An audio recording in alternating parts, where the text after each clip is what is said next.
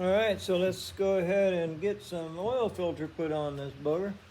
There's a O-ring that comes with the filter. Here's the filter.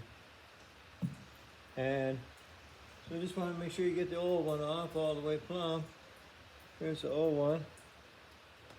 And then it just sits down inside a little channel in the base of this canister assembly. So just make sure you get her back down in there nice and square and even.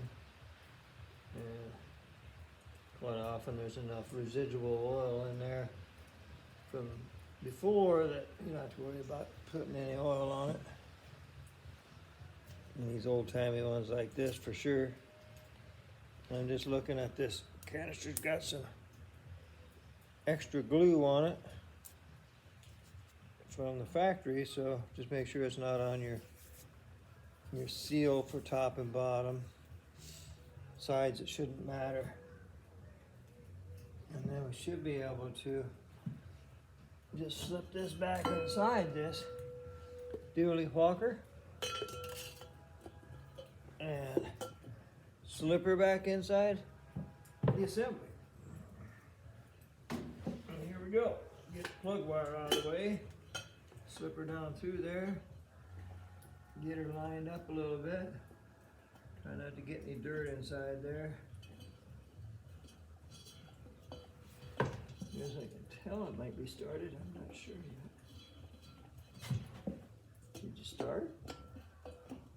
Yeah, tell me if you start. Have you started? Why don't you want to start on there? Have you started yet? Well, it's crazy talk. What's down inside there that have to be changed out or something? Nothing. So we'll go ahead, slip her back down on there.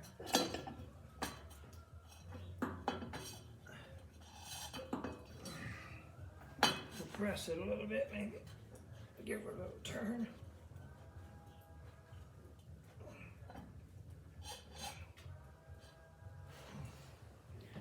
There it is.